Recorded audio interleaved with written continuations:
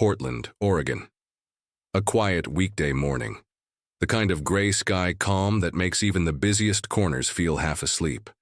Langston's Bistro had just opened for lunch service, and already the staff was sizing up the day's crowd. Tourists, locals, the usual coffee and laptop folks. Nothing special. Then he walked in. Plain black sweater, jeans, no entourage, no camera crew, no signs of celebrity. And that was exactly how Jason Statham liked it. He'd been in town filming a new project, something smaller, more personal. On his off days, he wandered the city like any other man, unnoticed, unbothered. That morning, though, he wasn't there to eat. Not really. He was there for a reason he hadn't shared with anyone, not even the staff. You see, Langston's was his. He'd bought it quietly last year under a holding company. A nod to a friend who once owned the place. A quiet investment. A gift, really. But not something he paraded around. So when the young waiter, early 20s, self-important and loud in the wrong ways, sized Jason up and decided he was beneath the place, it started slow. A few jokes at his expense. A smirk when Jason asked for a table. A sarcastic, "Do you even have a reservation, sir?" Followed by a chuckle toward the hostess. Jason didn't react, but when the waiter doubled down, mocking his voice and tossing out, "You look like one of those washed-up action guys," the air shifted. Jason leaned forward, voice like gravel. "That's so." The room went quiet. Let us know in the comments where you're watching from and don't blink. Because the man this waiter just mocked, he's not just a customer, he's Jason Statham. Jason Statham never needed attention. His fame was earned through years of grit, discipline, and a refusal to play the Hollywood game. Born to a street, cellar and lounge singer in Shirebrook, England, his rise was anything but glamorous. Before the red carpets and premieres, there was struggle. Before the roles in The Transporter or Snatch, there were years spent hustling, on the streets, in the gym, and in the water as a competitive diver. He carried that past with him, not like baggage, but like armor. In a world of filters and fragile egos, he was a man of presence, and presence doesn't shout. It speaks when needed, and only then. So when he stepped foot into Langston's, it wasn't as a movie star. It was as a man visiting one of his quiet projects. He had no interest in being recognized. That wasn't what the restaurant meant to him. It was a personal space, a tribute to a friend who'd passed, a man who once fed the community when they couldn't pay. Jason bought the place not for profit, but to preserve that legacy. But not everyone saw what mattered. The waiter, new and eager to impress someone, anyone, saw only what he wanted to see. An aging man in a worn sweater. Not rich, not remarkable. Someone who in his mind could be belittled without consequence. Jason had dealt with tougher men in darker places. He didn't need to prove anything to a loudmouth kid with a name tag. But disrespect, especially in a place built on honor and kindness, didn't sit right with him.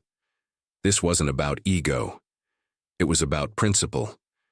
And slowly, quietly, the wheels of consequence were starting to turn.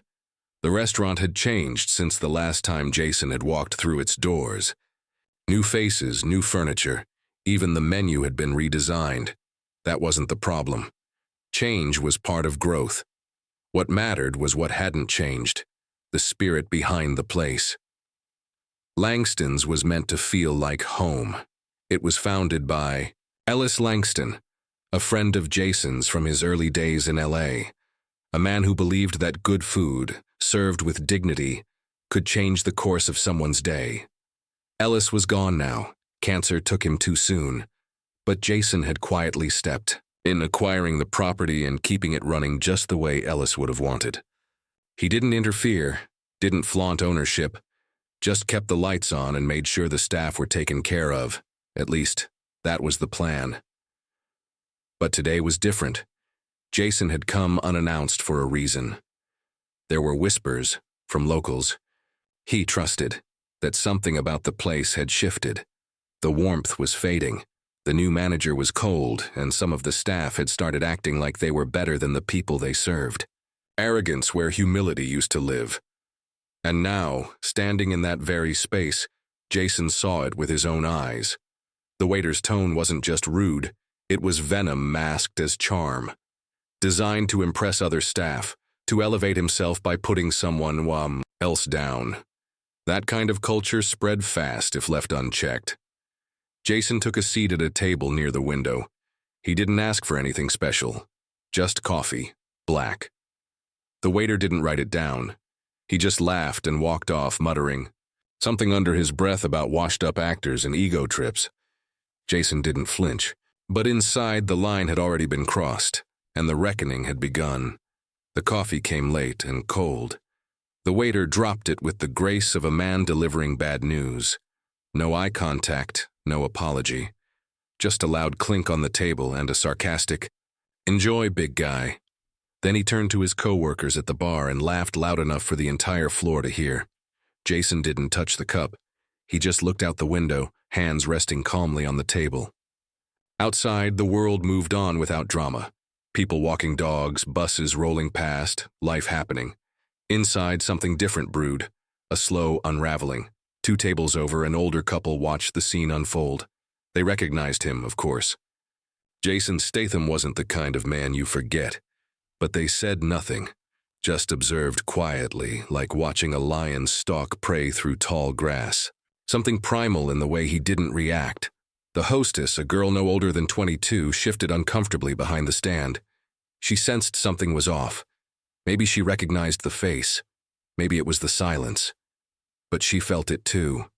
The wrongness of how he was being treated. The manager stepped out from the kitchen, mid-30s, polished, the kind of man who wore a smile like armor. He took one glance at Jason, frowned, then leaned in and whispered something to the waiter. Both laughed. Jason heard it. He looks like he can barely afford lunch and he's sitting there like he owns the joint. Jason finally stood up. Slow, controlled. Not in anger, but in presence. He walked toward the bar, not to confront, not to yell, but to leave. That was the plan. But as he reached for the door, the manager called out, "You sure you're in the right place, mate?" Jason paused, turned, and looked the man square in the eye. "I know exactly where I am," and the temperature in the room dropped 10 degrees. Jason wasn't angry, not in the way most people understood anger. What stirred inside him wasn't fire. It was memory. Of people like Ellis Langston, who built this place with his own 2 hands. Of nights they'd spent on the back patio, planning menus and talking about second chances. Ellis had a gift. He saw dignity in people others overlooked. Jason had admired that, protected it, even after Ellis was gone. Now that legacy was being trampled by arrogance and small minds in pressed shirts. Jason stared at the manager for a moment longer. Not a glare. Just that calm, unreadable expression that had frozen villains in film.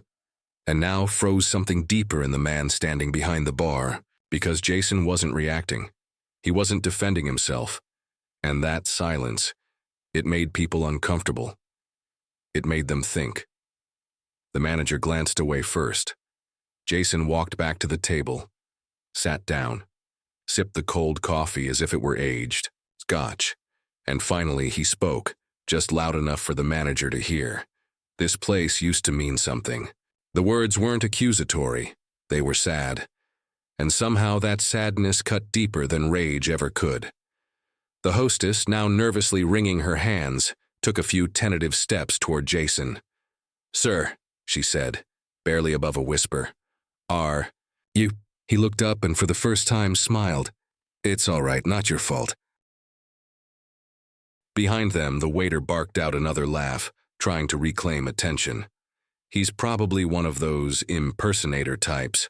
You know, fake accents, fake stories. Jason didn't look at him. He simply pulled his phone from his pocket and tapped a message to his assistant. A quiet line sent to the accountant. Schedule a staff audit, effective immediately. The game had changed, and no one even knew they were in it. The hostess disappeared for a moment, then returned with a fresh cup of coffee. Steaming, rich, made right. She set it down carefully in front of Jason with a small, apologetic smile. "On the house," she said softly. Her voice cracked a little, like someone trying to do the right thing in a place that punished people for it. Jason nodded, the smile still lingering faintly on his lips. "Thanks," he said. No sarcasm, no edge, just gratitude, genuine and simple. A man who appreciated decency when he saw it. That tiny exchange shifted something. The older couple from earlier stood and walked past his table. The woman gave Jason a respectful nod. The man, bolder, reached out, shook his hand and whispered, "Loved you in safe. My wife watches the mechanic every Christmas." Jason chuckled. "That's a dark holiday tradition." They laughed quietly, then moved on. Just like that, the mood around him began to shift. The ones who noticed him for who he was started seeing the bigger picture. Not a washed-up actor, not a man out of place, but someone who belonged here more than anyone else in the room. Still, the waiter leaned on the counter, arms folded, watching all this with narrowed eyes. "So now we serve movie stars like royalty, huh?" he muttered to another staffer. "What's next? Red carpets for TikTokers?" Jason heard it, but he didn't need to answer. Because just then, the front door opened, and in walked Camille Warner, Jason's lawyer. Tailored suit, purposeful stride, clipboard in hand. She glanced around, eyes cool and efficient, then walked straight to Jason. "All set," she said quietly. "Audit starts today." Jason stood. "Good. Let's start with the bar." The waiter's smirk vanished like smoke in wind. Camille moved through the restaurant like someone who'd done this before. Calm, firm, without apology. She greeted the kitchen staff, nodded to the hostess, and handed the manager a sealed envelope. "Internal audit, full access required, effective immediately." The manager blinked, confused. "I'm sorry, who exactly are you?" She smiled politely. "Legal counsel for the owner." He stared at her, then glanced over at Jason. Something in his face cracked. Uncertainty, fear, realization dawning far too late. "Wait," he said, voice tight. "He's the owner?" Jason didn't answer. He simply raised his eyes to meet the man's and gave the slightest nod. Suddenly, the silence became suffocating. The waiter stammered, "No, hold on. This guy came in here acting like he was some nobody." Camille replied before Jason could. "He came in here acting like a paying guest. You treated him like less, so." The words hit harder than any insult. The waiter looked around for support, but the other staff had gone still. The hostess stepped back. The line cooks peeked from the kitchen. No one moved to defend him. They'd seen enough. Jason turned to the manager. "This place was built on respect. You remember that word?" The manager tried to regain footing. "Mr. Statham, if you had just told us who you were," Jason cut in, quiet and direct. "I don't need to introduce myself in a place I paid to preserve."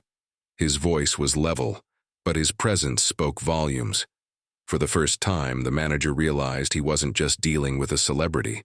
He was dealing with a man who earned everything and took disrespect personally when it insulted people who couldn't defend themselves. "I want your full staff list." "Today," Jason said. Camille stepped in, including salaries and complaints. The reckoning had officially begun. The envelope landed on the bar counter with a soft thud, but it may as well have been a gavel. Inside, a preliminary review from Jason's personal accountant, summarizing payroll discrepancies, kitchen budget misallocations, and 3 anonymous staff complaints citing a toxic front-of-house environment. The manager's face drained of color as he scanned the pages. Camille stood beside him, watching dispassionately. "These are just the first findings. We've already begun interviews." Jason stood near the center of the dining room now. Not hiding, not sitting. His quiet presence had become gravity in the room, pulling all attention inward. The hostess stepped forward. Jason." She swallowed. "I just want to say, I'm sorry for how you were treated. That's not how we were trained. Not how it used to be." Jason looked at her and nodded. "I know. And I saw the way you handled yourself. You're staying." The waiter scoffed from behind the bar, arms crossed. "So that's it? He walks in, flashes some cash, and we all bow down?" Jason turned slowly, walked over, and leaned against the bar, close, calm. "This isn't about bowing down. It's about knowing who you're dealing with before you write them off. The waiter chuckled bitterly. So what, you're teaching me a lesson? Jason studied him. No, life will do that for you, I'm just giving it a push. And then, with a tone that left no room for misinterpretation, he added, You're done here. The manager looked up. Jason. You too, Jason said. You let it happen, and you laughed. That's not leadership. No yelling. No grandstanding. Just finality. The kind of judgment that comes from a man who's been underestimated his whole life, and finally decided he was done letting it slide. By the time the front door shut behind the former manager and his smug protege, Langston's felt different. Not quieter, but clearer, as if something unspoken had been lifted from the air. Jason remained near the window, arms folded, looking out as the rain began to tap gently against the glass. Camille sat at the now vacant bar, flipping through the files. We'll bring in a temp GM for the next few weeks. I've already got a shortlist. Jason nodded, but his mind wasn't on logistics. His eyes were on the staff, the ones who'd remained, still a little stunned, still processing. These were the people who'd been enduring what no customer saw. The ones who made the food, poured the coffee, greeted every stranger with a smile while absorbing sarcasm from those above them. He stepped forward. This place was built to serve with heart. Doesn't matter if someone walks in wearing a $3,000 suit or a hoodie. You treat them with the same respect you'd want if you'd just buried a loved one or lost your job. You treat them like people. The room was still. The line cook, a big man named Robert who hadn't said a word all shift, nodded slowly. We remember how it used to be. Before those two came in and started throwing their weight around. Jason looked at him. Well, now, it's yours again. He reached into his pocket and pulled out a set of keys, handed them to Camille, but kept his eyes on the staff. I'll still be in the background, watching, but from today, you all own the experience. And if anyone forgets what this place stands for, remind them. A ripple of something warm moved through the staff. Not fear, but pride.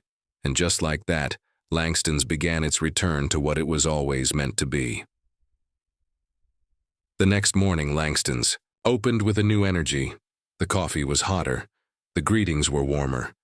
The staff, still processing the shift, moved with a purpose that hadn't been there the day before. They weren't afraid. They were seen. And that changes everything. Jason didn't come back right away. That wasn't his style. He wasn't interested in applause or recognition. He knew the most powerful things in life didn't need to be shouted. Respect, honor, humility. Those were quiet forces like gravity. You only noticed them when they weren't there. He drove along the coast that morning, windows down, the sea air washing through the car. He thought about Ellis Langston, about the old days, back when meals were paid for with kindness and stories were shared over empty plates. Ellis would have laughed at the chaos of the day before, then nodded in approval at how it ended. Jason smiled to himself. It wasn't about revenge, it never was. It was about reminder that you don't measure a person by what they wear or how loud they speak, but how they treat those who can offer them nothing in return. Langston's would go, doing stronger now, and somewhere down the line maybe someone else would walk in, quiet, unassuming, and be treated like gold, not because of who they were, but because the place remembered why it existed. That's all Jason ever wanted, not to be known, but to make sure something worth knowing stayed alive. And if someone watching today finds themselves in a place like that, where disrespect hides behind a smile and ego speaks louder than effort, just remember, sometimes the most powerful voice in the room is the one that never needs to raise itself, and those who mock in ignorance usually answer to silence.